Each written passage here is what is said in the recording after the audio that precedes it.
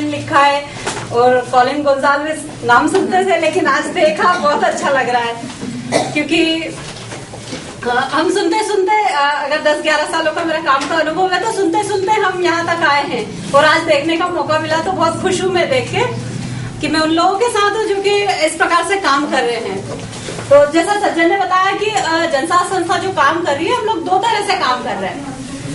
एक जो हमारा काम है सामाजिक न्याय समानता केंद्र के अंतर्गत हम लोगों ने उसका नाम दिया है और उसमें हम लोग दो तरह से काम करते हैं। एक हिस्सा हमारा है अगर दलित के साथ, आदिवासी के साथ, महिला के साथ, बच्चों के साथ अगर कोई अत्याचार होता है तो उसमें हम लोग लीगल एड देने का काम करते हैं ताकि उस पीड़ित परिवार को न्याय मिल सके। दूसरा हमारा जो काम है वो ये है कि ये जो दलित, आदिवासी, वंचित समुदाय जिसमें अल्पसंख्यक समुदाय भी शामिल है और महिलाएं, बच्चे भी, तो इनके अगर सोशल इकोनॉमिक राइट्स के मामले हैं तो उनको भी हम लोग हैंडल कर रहे हैं, उनको भी देख रहे हैं। तो इस प्रकार से जनसाथ संस्था दो मुद्दों पे काम कर रही है। एक तरफ हम सामाजिक जो अत्याचार का मुद्दा है उसको ले रहे हैं और एक तरफ सोशल इकोनॉमिक राइट्स दोनों को कवर कर रहे हैं।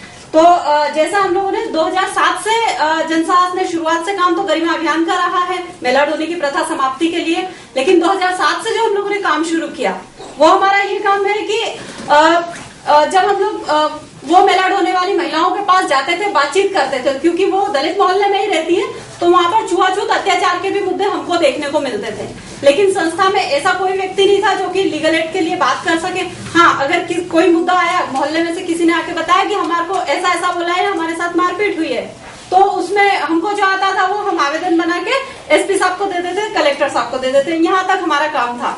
लेकिन हम लोगों को क्या लगा कि नहीं, सिर्फ इस प्रकार से हम काम नहीं कर सकते, सिर्फ मेला ढोने की प्रथा बंद करने के लिए यहीं तक सीमित नहीं रह सकते, क्योंकि ये सिर्फ एक समुदाय का मुद्दा है और हम समाज के साथ काम कर रहे हैं। हम एक सामाजिक संस्था अपने आप को बोलते हैं। तो जब हम एक सामाजिक संस्था बोलते हैं तो सारे लोगों की समस्या में अगर हम कहीं ना कहीं खड़े हो सकते हैं तो बहुत अच्छी बात है। तो उसके लिए हमको पहले तो कानून को जानना पड़ेगा, क्योंकि बिना कानून को जाने तो आप एसपी के सामने खड़े होकर बात नहीं कर सकते, आप कलेक्टर के सामने खड़े होकर बात नहीं कर सकते, कोर्ट तो बहुत दूर की बात है। और जिन लोगों के लिए हम बात कर रहे हैं उनको न्याय दिलाना वो और भी दूर की बात है।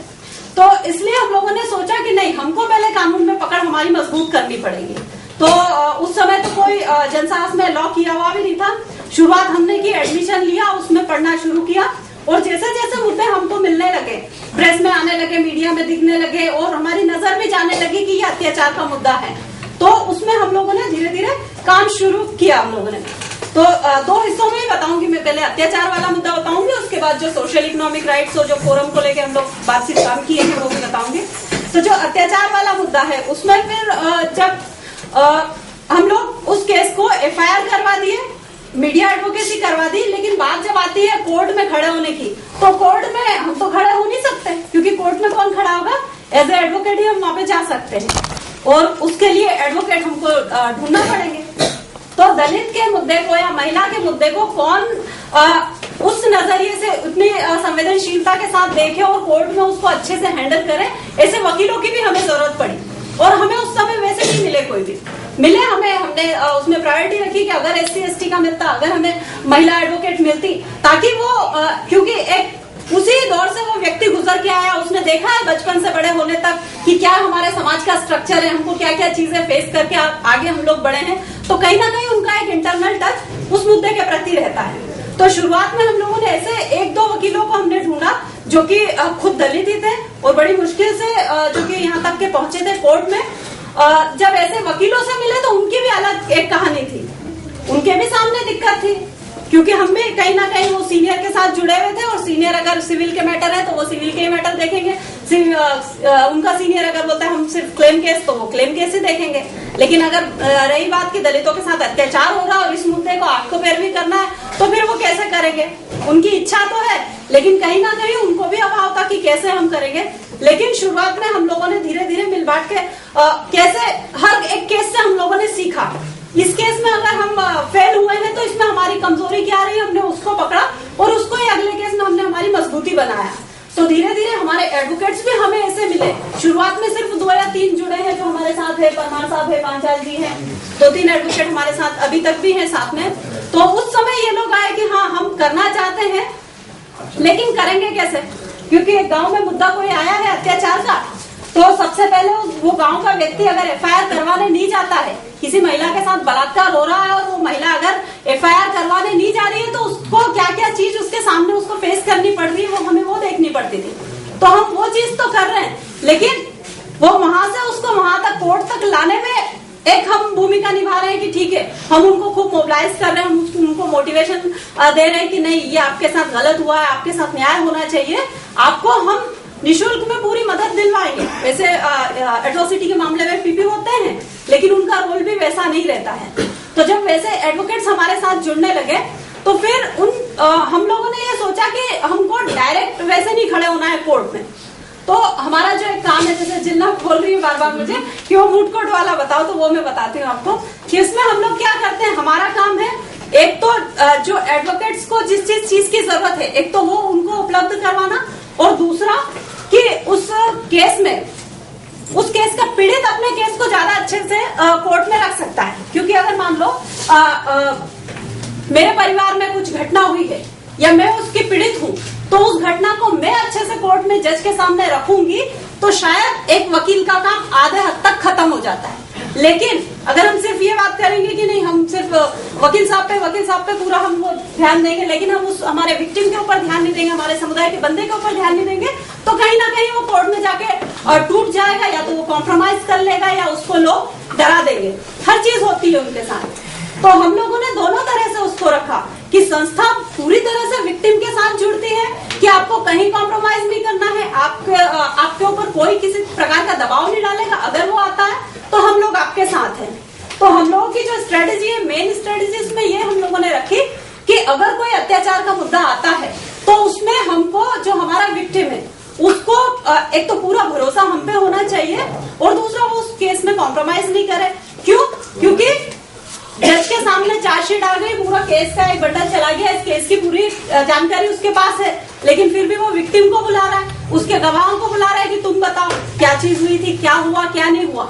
तो वहां पर अगर सिर्फ वो फाइल ही चली जाए उस केस की और वकील ही खड़े हो जाए और फाइट कर ले, तो कोई दिक्कत ही नहीं थी। लेकिन फिर भी विक्टिम को वहां पे बोलना है, और विक्टिम क्या होते हैं, वैसे ही कोर्ट कचहरी के नाम से डर जाते हैं, तो वहां पे साल भर 6 महीने 2-2 साल बाद तो पेशियां आती हैं, तो तब तक भूल जाते हैं और कुछ का कुछ बोल जाते हैं। तो हम लोगों ने वहां पे ये स्ट्रेटेजी अपनाई कि हमको हमारे वकील से ज्यादा तैयार हमारे विक्टिम को करना है। क्योंकि अगर हमारा विक्टिम 90% तक ठीक जाता है, तो 10% आगे बढ़ाने का केस को काम हमारा वकील कर सकता है। लेकिन विक्टिम ही अगर वहां पे कटघरे में खड़ा होकर और वो ठीक से नहीं बोल पाएगा, तो कहीं ना कहीं हमारा केस कमजोर पड़ेगा, और हम जो बात करते हैं कि हम पीड़ित को न्याय दिलवा सकें, वो शायद हम लोग नहीं कर पाएंगे।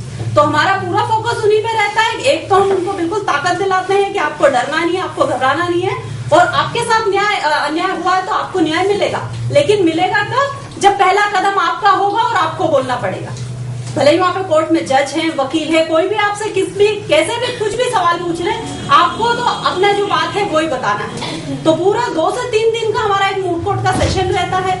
जब भी पेशी आती है, हम विक्टिम को बुलाते हैं, उनके गवाहों को बुलाते हैं, हमारे जो एडवोकेट साथी है वो आते हैं 2 से 3 बार। वैसे सभी एडवोकेट लोग हैं यहाँ पे, तो वो तो गलत है कि विक्टिम को ट्रेनिंग देना, लेकिन करना भी पड़ता है, करना भी पड़ता है ना, क्योंकि वो नहीं जानता कि कोर्ट में मेरे हाँ या ना।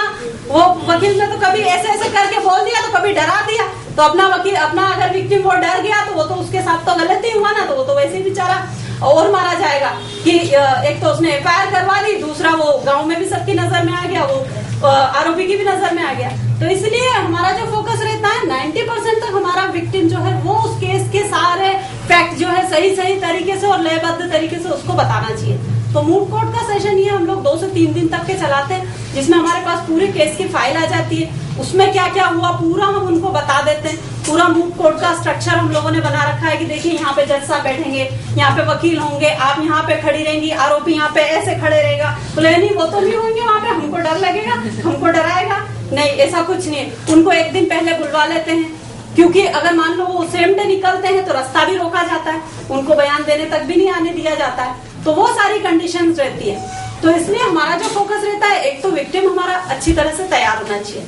वो अगर हो गया तो वो अच्छे से अपने केस को जज के सामने या फिर आप कहीं भी बुलवाएंगे, वो अपना केस पूरी तरह से प्रेजेंट कर देगा। तो ये हमारा पूरा मूड कोर्ट वाला सेशन रहता है। इसके पहले लेकिन जो हमारा काम होता है, मैंने बताया आपको जैसे कोई मामला आया तो हम उसका इंफॉर्मेशन कलेक्ट करते हैं, फिर उसकी फैक्ट फाइंडिंग करते हैं, फिर उसमें उस केस को में जो भी एडवोकेसी की जरूरत पड़ती है, अगर मीडिया एडवोकेसी की जरूरत पड़ती है तो हम मीडिया एडवोकेसी करते हैं, या अगर उस केस में सही धाराएं या लॉ फॉल्ट कुछ भी अगर है तो उसको जब तक कोर्ट में वो मामला चालान पेश नहीं होता, चार्जशीट नहीं जाती, उसके पहले तक हमारे पास 3 महीने का टाइम रहता है। एट्रोसिटी में तो वैसे 30 दिन का समय है, लेकिन वो 90 दिन का समय ले ही लेते हैं। तो उस 90 दिन में हम उस केस को जितना मजबूत बना सकते हैं उतना मजबूत बनाने के लिए संस्था पूरी मदद करती है। नेशनल लेवल तक भी अगर उस मामले को भेजना होता है तो हम लोग यहाँ पे आयोगों में पत्र विवाद करते हैं और सही धारा उसमें जुड़वाते हैं। तो ये तो काम पूरा हमारा जब तक कोर्ट में चालान पेश नहीं हुआ तब तक का होता है। उसके बाद जब कोर्ट में चालान पेश हो गया तो कोर्ट में चालान पेश होने से तो उसके विक्टिम और उसके गवाहों की पेशी होने तक सेकंड में वहां पे हमको उस केस को पकड़ना पड़ता है, क्योंकि ये 2 हिस्से हैं जब हमारा केस ढीला पड़ जाता है। या तो विक्टिम डर जाएगा या फिर कोर्ट में जाके वो बयान कुछ का कुछ देगा। तो हमको दोनों समय में बिल्कुल केस को पकड़ के चलना पड़ता है, तब जाके हम तीसरी स्टेज में उसको फ्री छोड़ सकते हैं, जब डॉक्टर के बयान होंगे या इन्वेस्टिगेशन ऑफिसर के बयान होंगे। तो इस प्रकार से पूरा एक केस हमारा हम लोग चलाते हैं। और अभी लगभग हमारे पास 600 केसेस ऐसे हैं जिसमें हम लोग लीगल एड सपोर्ट कर रहे हैं, और 27 केसेस में हम लोग अभी तक पीड़ित को न्याय दिलवाए हैं।